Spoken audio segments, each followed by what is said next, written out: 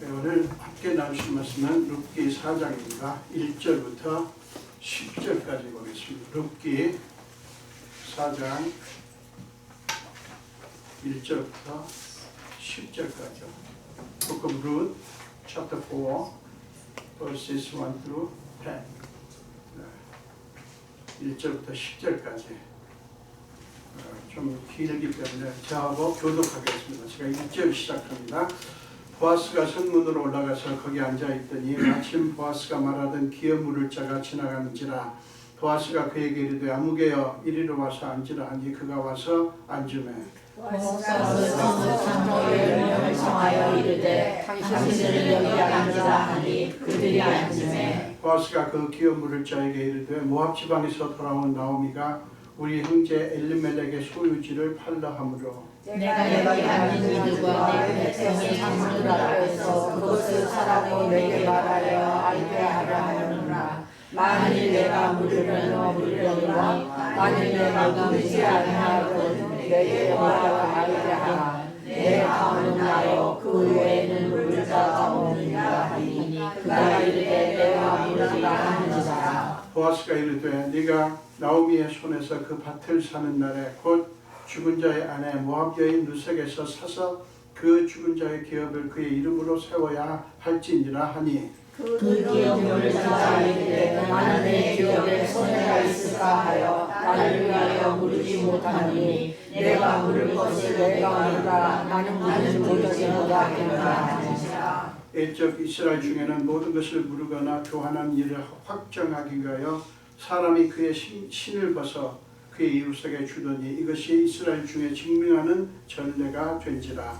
이에 그 기업을 자가 보아스에게 이르되 내가 너를 위하여 사라 하고 그의 신을 벗는지라. 보아스가 장로들과 모든 백성에게 이르되 내가 엘리멜렉과 기련과 말론에게 있던 모든 것을 나오미의 손에서 산 일에 너희가 모두 오늘 증인이 되었고 또 말론의 아내 모압 여인을 사서 나의 아내로 말하고 그 죽은 자의 기업을 그의 이름으로 세워 그의 이름이 그의 형제들과 그 성에서 피하지 아니하게 하며 내가 알고 주님을 알지라. 아멘. 한 번 더 기도하겠습니다. 예수님 감사합니다. 종을 말씀을 선포하라고 세우신 주님은 참으로 위대하신 분이신 것을 고백합니다. 성령님이시여 종의 입술을 성령의 불로 정결케 하사 하나님의 말씀만 온전히 선포되게 하여 주옵소서. 감사드렸고 예수 이름으로 기도합니다. 아멘. 네, 오늘 함께 읽으신 말씀으로 아름다운 믿음의 증인들이라고 하셨는데 함께 문제를 나누도록 하겠습니다.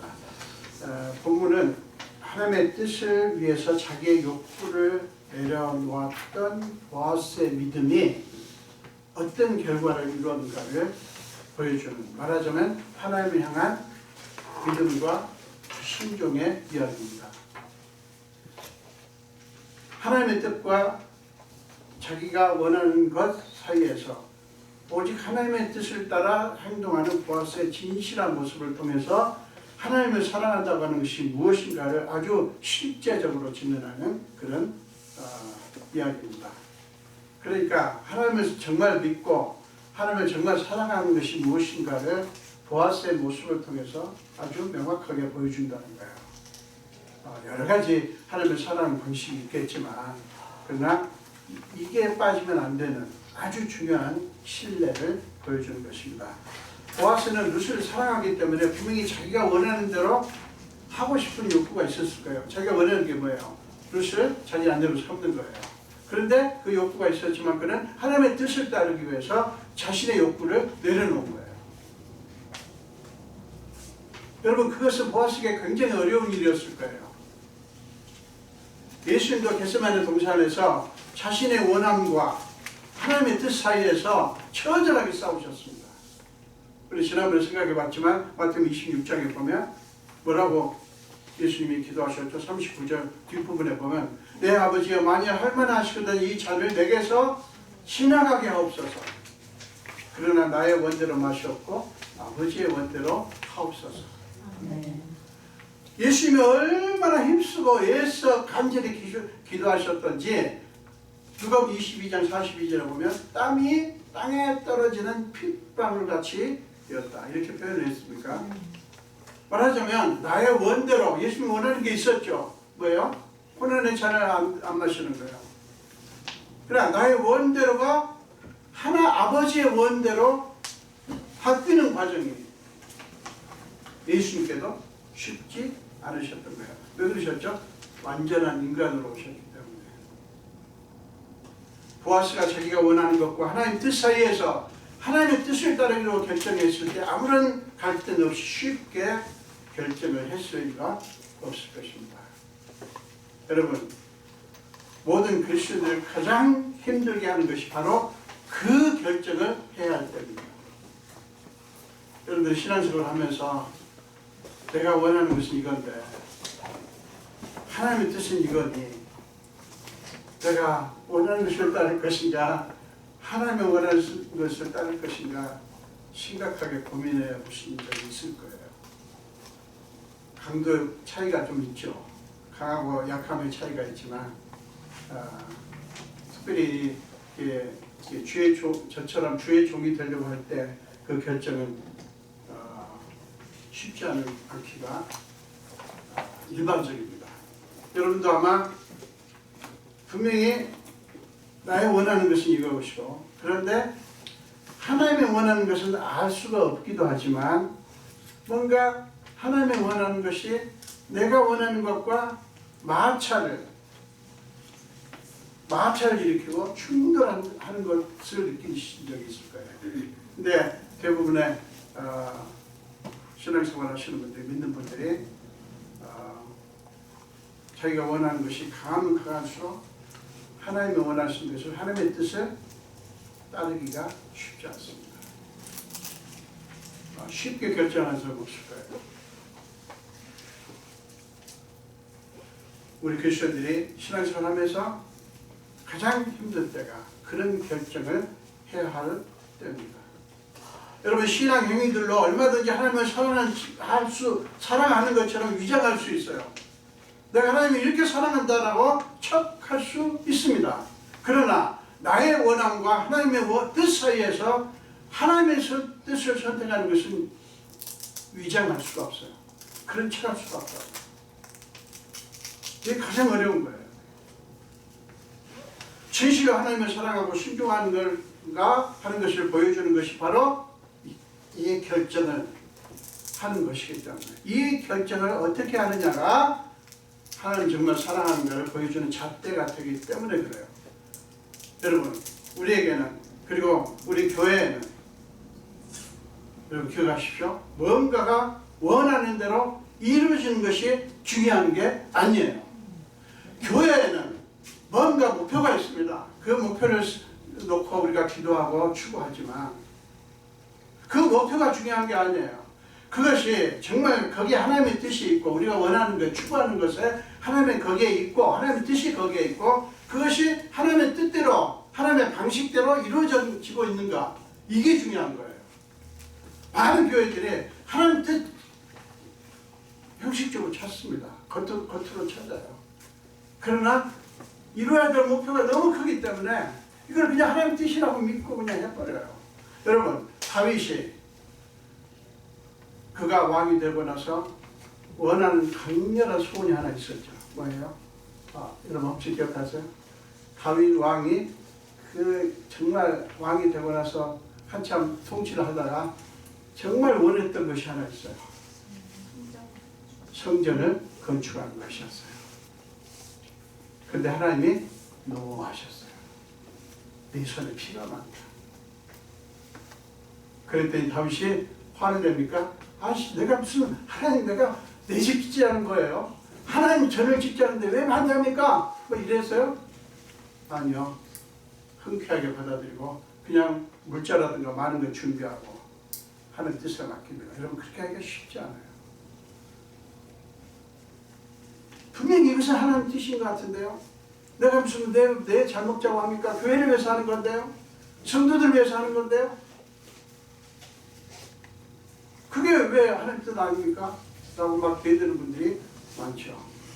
우리 교회가 그렇다는 게 아니고 빼드는 분들이 많아요.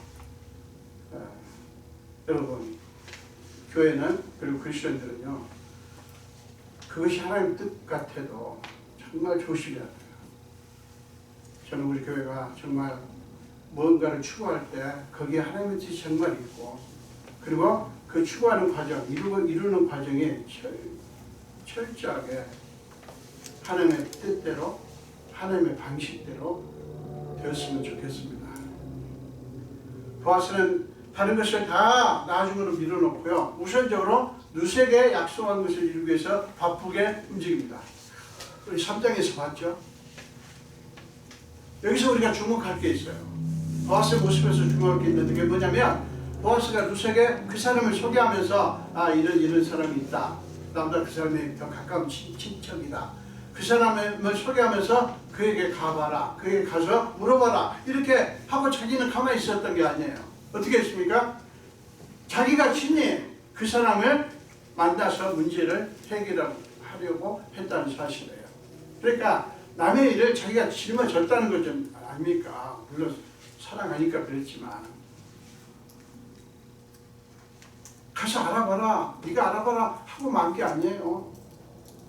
본인이 나서서 지금 이렇게 합니다. 이유는 간단하죠. 룻을 그만큼 사랑하는 거예요.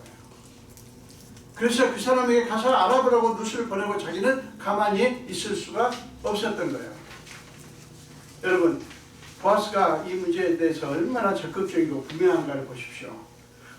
그런 사람들이 성문으로 들어오기 전에 성문에서 기다리다가 그 기업 물을 자를 만납니다. 이게 무슨 얘기냐면, 컨텍스트가 우리는 좀 이해할 수가 없는데, 당시에는 성문을 닫습니다.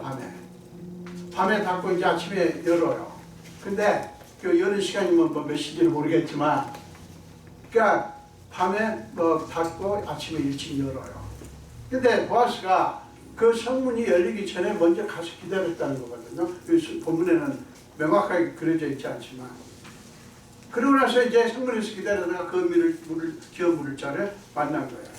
그리고 보아스는 성읍의 장로 10명을 그 자리에 초청합니다. 이 장로는 오늘날 교회의 장로를 말하는 게 아니라 백성의 지도자를 의미합니다.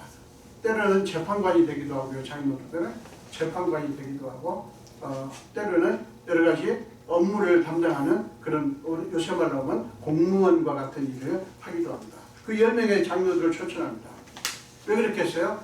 그들을 증언자로 세움으로써 하나님의 율법적으로 아무런 문제가 없도록 하기 위해서 그렇게 한 거예요. 보아스는 그 기업물 자에게 모압에서 돌아온 나오미의 남편 엘리멜렉의 소유지에 대해서 설명을 한 후에 자신의 목적을 분명하게 밝힙니다. 4절입니다. 내가 여기 앉은 이들과 내 백성의 장로들 앞에서 그것을 사라고 말하여 알게 하려 하였노라. 만일 네가 물으려면 물으려니와 만일 네가 물으지 아니하려거든 내게 구하여 알게 하라. 네 다음은 나요. 그 외에는 물을 자가 없느니라. 여러분, 보아스는 자신의 뜻을 전달했습니다. 이제 남은 건 뭐예요? 그 사람의 결정입니다. 근데 그는 간단하게, 아주 간단하게 대답합니다. 내가 물으리라. 시원하게 대답을 하죠. 그러자 보아스는 다음 단계로 넘어갑니다. 이게 지금 보아스가 좀 지혜로운 사람이에요. 바로 그냥 본론부터 얘기할 게 아니라 딱만 얘기하다가 그 다음 단계로 넘어갑니다. 그게 뭐냐면 기업을 물으는 일의 정확한 내용에 대해서 그에게 덧붙이는 거예요. 그게 6절에 나오죠. 5절입니다. 5절. 네가 나오미의 손에서 그 밭을 사는 날에 그 밭을 사는 것으로 끝나는 게 아니라 뭘 또 해야 되냐면 곧 죽은 자의 아내 모압 여인 룻에게서 사서 그 죽은 자의 기업을 그의 이름으로 세워야 할지니라. 여러분, 이것은요 쉽게 얼른 내가 물으리라고 대답했던 이 사람에게는 뜻밖의 조건이었을 것입니다. 왜냐하면 처음 조건은 뭐냐면 나오미와만 관련된 조건이에요. 나오미와만 관련된 조건이에요. 그래서 나오미가 죽으면 그 기업은 오롯이 그 사람 몫으로 돌아오게 되는 조건이에요. 나오미가 죽으면. 그러니까 아주 좋은 조건인 거죠. 그러나 모압 여인 룻과 결혼하여, 지금 그 모압 여인 룻에서 산다는 말은 룻과 결혼까지 하는 거예요. 룻과 결혼하여 룻의 남편의 이름으로, 즉 엘리멜렉 가문의 이름으로 기업을 이어야 하는 조건은 인간적으로 보면 아주 좋지 않은 조건인 거예요. 자, 여러분, 이제 내가 물으리라고 시원하게 대답했던 사람은 어떤 대답을 하게 될까요? 이 안 좋은 불리한 조건 앞에서 그는 어떤 선택을 할까요? 자, 6절 보세요. 그 기업 물을 자가 이르되 나는 내 기업에 손해가 있을까 하여 나를 위하여 물으지 못하노니 내가 물을 것을 네가 물으라. 나는 물으지 못하겠노라 하는 점. 내 기업에 손해가 있을까 하여. 이 사람의 논리는 아주 간단하고 명료하죠. 손해보지 않겠다는 거예요. 내 재산 축나게 하지 않겠다는 거예요. 나는 손해볼 수 없다는 거예요. 자기한테는 이득은 전혀 없고 자기는 순전히 손해만 볼 것이기 때문에 그렇게 하지 않겠다는 거예요.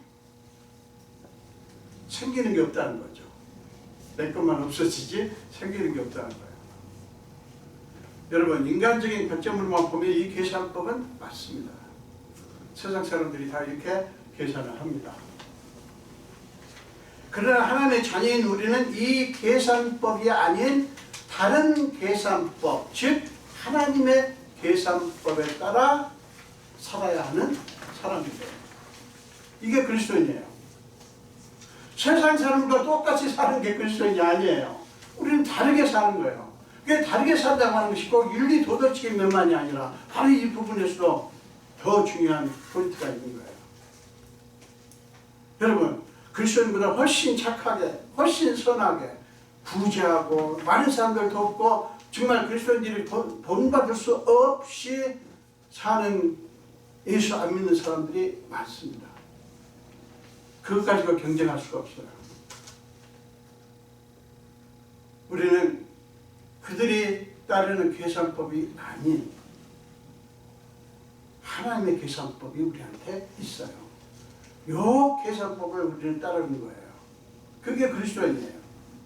자, 그에 대해서 바울은 골로새서 3장에서 이렇게 표현을 합니다. 골로새서 3장 1절과 2절입니다. 그러므로 너희가 그리스도와 함께 다시 살리심을 받았으면 위의 것을 찾으라. 거기는 그리스도께서 하나님 우편에 앉아 계십니다. 위의 것을 생각하고 땅의 것을 생각하지 말라. 여러분, 바울이 왜 이렇게 말하는지 아세요? 그렇게 해야 우리의 삶이 풍성해지고 행복한 삶을 살 수 있기 때문에 그러는 거예요. 그래서 그렇게 말씀하신 거예요. 여러분, 성경의 모든 말씀은 많은 그리스도인들이 오해합니다. 하나님께서 내 거 뺏어간다고. 아니에요. 하나님 우리한테 뭔가 말씀하실 때는 언제나 우리한테 채워주시고 부어주시고 넘치게 하시려고 하는 거예요. 이게 이해가 안 되는 거예요, 이게. 그래서 우리는 여전히 예수 믿지만 하나님의 계산법보다 인간의 계산법을 따라서 삽니다. 그 부분에서는 저도 마찬가지예요. 근데 우리가 정말 죽기 전에 꼭 이루어야 될 게, 우리가 이루어야 될 버킷리스트가 뭐냐면 우리 인간의 계산법을 극복을 좀 하고 갔으면 좋겠어요. 이해가 되십니까? 안 되시는 모양이에요. 한번 인간의 계산법을 좀 뛰어넘고 하나님의 계산법 좀 가지고 살아보고 죽고 싶다고요, 저는. 우리 그리스도인들이 좀 멋있게 사셨으면 좋겠어요. 저는 당당하고 멋있고 비굴하지 않고, 무슨 뭐 거렁뱅이처럼 그렇게 하지 않고 정말 멋있었으면 좋겠어요. 우리 수아시아 한 장로교 교인들이 적지만 저는 알짜배기 정말 하나님이 야, 나 너네들 정말 너네들 때문에 못 당하겠다. 감동하시는 그런 교회. 이런 성도들이 다 되시길 축원합니다. 아멘. 어렵지 않아요. 어떻게 보면. 자, 이게 뭐냐면 땅의 것을 생각한다는 것이 뭐냐면 인간의 손익계산법 세계 속에 산다는 거예요. 인간의 손익계산법, 이게 손해냐 이익이냐 이 계산하는 법에 따라 사는 것이 땅의 것을 생각하는 거예요. 위의 것을 생각한다고 하면서 뭡니까? 하나님의 계산법 속에 산다고 하는 것을 의미합니다. 문제는 이 계산법, 즉 하나님의 계산법은 쉽게 믿어지지 않고 논리적으로 이해도 안 된다는 점이에요. 아니 분명히 내가 10,000원을 갖고 있다가 1,000원을 빼면, 미국인데 문으로 얘기하네요. 10,000달러를 가지고 있다가 1,000달러를 뺀다. 그러면 내 거 1,000원 없어지는 거죠. 그게 확실하잖아요.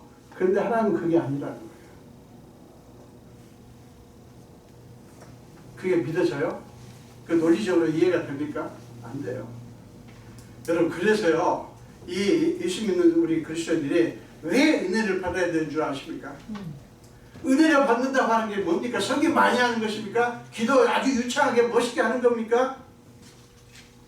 뭐 엄청나게 구질하고 그것입니까? 아니에요, 여러분. 생각이 바뀌는 거예요, 생각이. 우리 그리스도인들 은혜를 받아야 돼. 은혜를 받으면 어떻게 되냐? 이 인간적인 손익 계산법이 하나님의 계산법으로 바뀐다고요.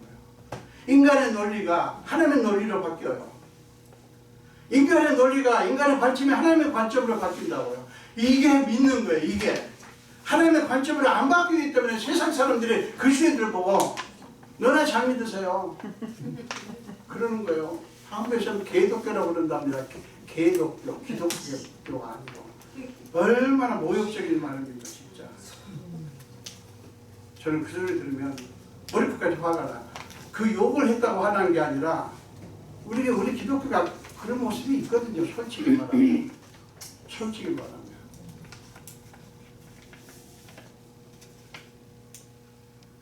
여러분, 우리는 내가 가진 것을 남에게 주면 내 것만 없어지고 만다라는 생각을 합니다.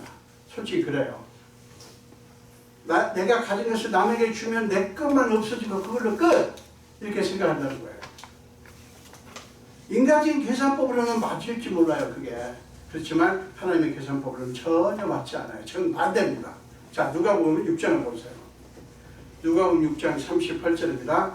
주라, 그리하면 너희에게 줄 것이니 곧 후히 되어 누르고 흔들어 넘치도록 하여 너희에게 아껴주리라. 여러분, 한국에 사실 때 쌀을 사면서 이렇게 대박이다 하시는 거 경험하셨죠? 네. 우리 그 전남 장성에 후하신 쌀집이 있었어요. 뭐 쌀만 파는 게 아니라 여러 가지 팔지만 그분은 정말 이렇게 해요. 딱 부어요. 붓고 이걸 또 막 흔들어요. 이렇게 흔들고 쭉쭉 또 눌러요. 또 이렇게 손으로. 그리고 또 얹어줘요. 그 집이 망했을까요? 흥했을까요? 아, 엄청 잘 돼가지고요. 나중에 광주로 진출하셨죠. 지금도 그분 생각하면 키도 작다막한 분인데, 이건 크신지, 정말 여기 그대로예요. 후이 되어 누르고 흔들어 넘치도록 하여 너희에게 안겨주리라. 잠언 11장 24절에 보면 흩어 구제하여도 더욱 부하게 되는 일이 있다. 이게 하나님의 방식이에요. 과도하게 아껴도, 이거는 인간의 방식이고요. 아껴도 가난하게 될 뿐입니다. 여러분, 이게 하나님의 계산법입니다. 이 말씀은 물질적인 면에 대해서만 말하는 게 아니에요. 누가복음 6장 38절은 물질적인 면에서만 말하는 게 아니라 정신적 것까지 포함하는 전인적인 거예요. 삶의 모든 영역에서 인색하고 까칠한 마음이 아니라 넉넉한 마음으로 베풀라는 거예요. 마음을 좀 넉넉하게 쓰라는 거죠. 까칠하고 인색하게 그냥 이렇게 하지 말고 넉넉하게 후하게 쓰라는 거야. 막 돈 쓰라는 뜻이 아니라 마음을 그렇게 쓰라는 거예요. 여러분, 그거 아십니까? 사람은요, 자기가 주는 것을 받는 거예요. 사람은 자기가 주는 것을 받습니다.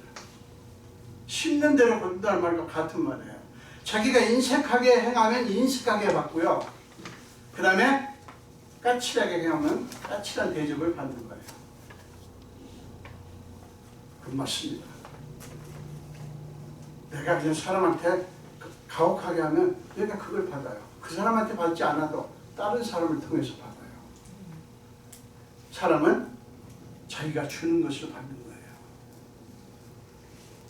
여러분, 기업 물을 자는 땅의 것에 푹 빠져서 기업을 물으는 일은 하나님의 율법에 순종하는 거룩한 행위라고 하는 믿음이 없었던 게 문제였어요. 이게 그 사람의 문제의 핵심이에요. 지금 기름 무르는 일을, 이건 하나님이 주신 율법이다. 그러니까 이 기름 무르는 일을 하는 것은 당사 저 사람한테 잘하는 게 아니라 하나님께 순종하는 것이고 하나님을 영화롭게 하는 것이다라는 그런 믿음이 없었다는 거예요. 여러분, 왜 교회 와서 여러분들이 이렇게 섬깁니까? 왜 여러분들이 주님 앞에, 하나님 앞에 예물을 드리고 여러 가지 여러분들의 가진 것들을 드립니까? 누구를 섬기는 거예요? 하나님을 섬기는 거예요. 이 사람한테 그게 없었던 거예요. 그래서 자신의 손익계산법에 따라서 그런 결정을 할 수밖에 없었던 거예요.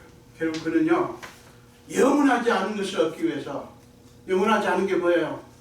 그게 재물이에요. 영원하지 않은 것을 얻기 위해서 영원한 것을 버린 것입니다. 영원한 게 뭡니까? 하나님의 축복이에요. 하나님의 은혜입니다. 영원하지 않은 것, 그걸 위해서 영원한 것을 버려버린 거예요. 많은 그리스도인들이 그렇게 삽니다. 영원하지도 않은 것, 그거 그냥 붙잡으려고, 안 놓치려고 영원한 것을 그냥 발로 쳐버리는 거예요. 이런 그리스도인들이 너무너무 많습니다. 여러분, 기업 물을 자에 대한 그 전통에 대해서 우리 레위기 25장 25절을 다시 보겠습니다. 만일 네 형제가 가난하여 그의 기업 중에서 얼마를 팔았으면 그에게 가까운 기업 물을 자가 와서 그의 형제가 판 것을 물을 것이요. 자, 하나님이 명하신 말씀이 분명하죠? 그렇다면 그 일은 하나님께 순종하느냐 불순종하느냐의 문제예요. 그러나 그는 자기 눈앞에 보이는 이익에만 마음을 둔 나머지 하나님께 순종하는 것도 그렇고 하나님이 주실 영원한 축복을 받는 것에 대해서 관심이 없었던 거예요. 그래야 그는 당시의 관습대로 신을 벗어서 기업물을 책임을 보아스에게 넘깁니다. 자, 8절 보세요. 이에 그 기업물을 제가 보아스에게 이르되 네가 너를 위하여 사라 하고 그의 신을 벗는지라. 이렇게 해서 하나님의 뜻을 위해 자신의 욕구를 내려놓은 보아스의 믿음이 열매를 맺게 됩니다. 여러분, 결국 보아스는 하나님께 순종했고요. 그것을 본 모든 백성의 장로들과 백성들은 무엇을 목도했는지 아십니까? 무엇을 받는지 아십니까? 보아스의 순종으로 말미암아 하나님의 율법이 이루어지는, 보아스의 순종으로 말미암아 하나님의 율법이 이루어지는 아름다운 모습을 보게 된 거예요. 보아스의 모습에서 하나님을 섬기는 것을 보게 됐다고요.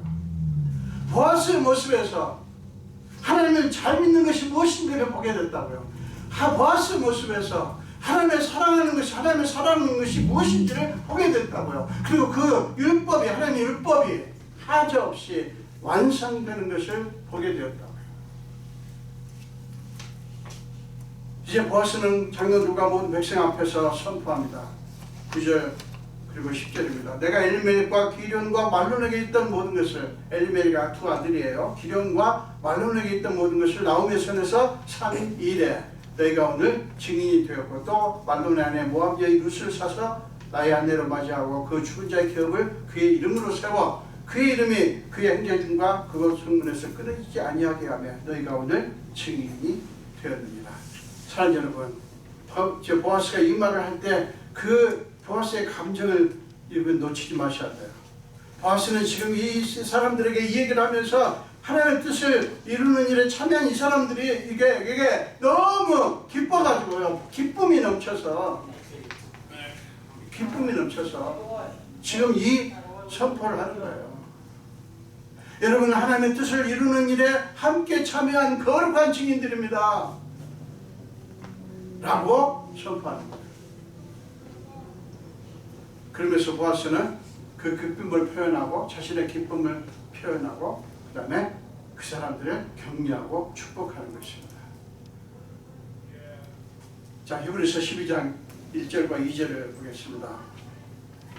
이러므로 우리에게 구름같이 둘러싼 허다한 증인들이 있으니 모든 무거운 것과 얽매기 쉬운 죄를 벗어버리고 인내로서 우리 앞에 당한 경주를 하며 믿음의 주여 또 온전하게 하시는 이 예수를 바라보자.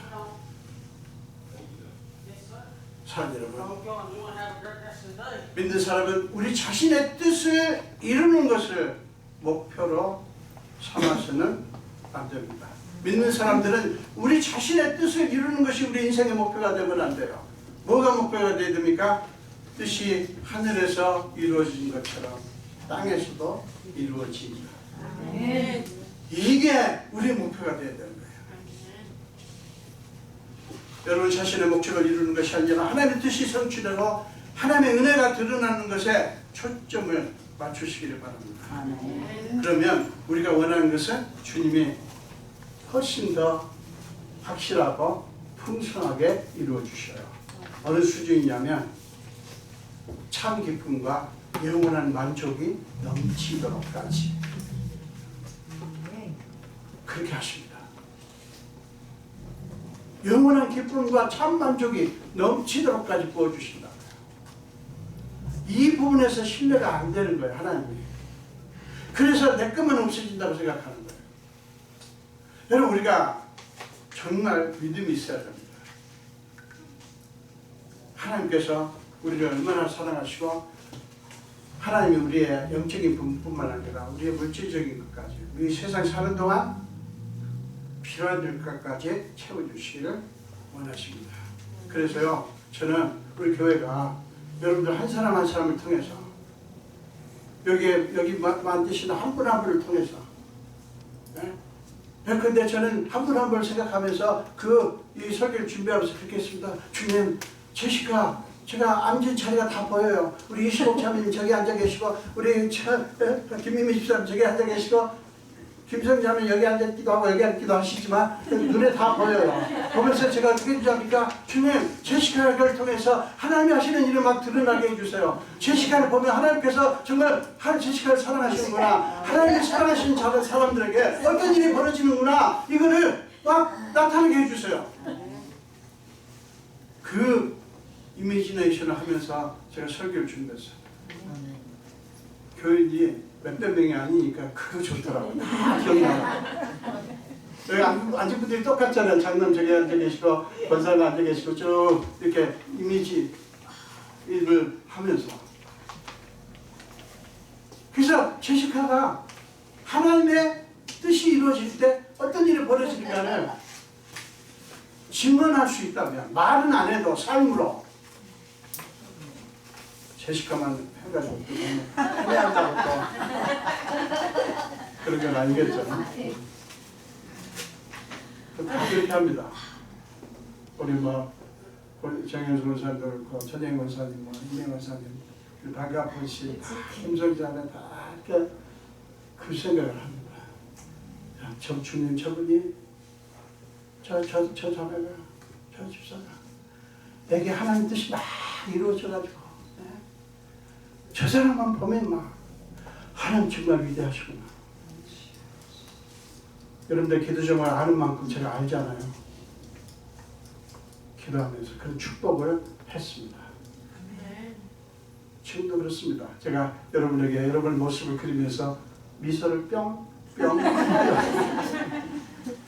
날려보냅니다.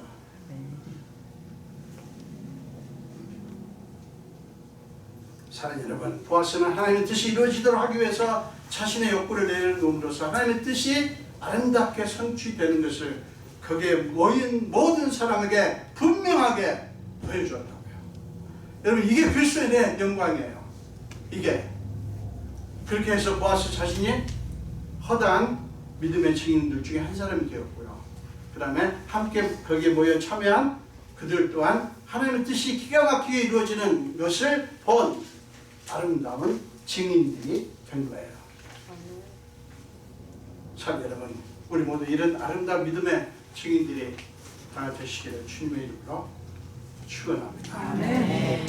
이번 주간에 한 주간 동안에 우리 골로새서 3장 1절과 2절을 암송합시다. 부담 되세요? 자, 함께 골로새 3장 1절과 2절을 다시 읽겠습니다. 그러므로 너희가 그리스도와 함께 다시 살리심을 받았으면 위의 것을 찾으라. 거기는 그리스도께서 하나님 우편에 앉아 계시느니라. 위의 것을 생각하고 땅의 것을 생각하지 말라.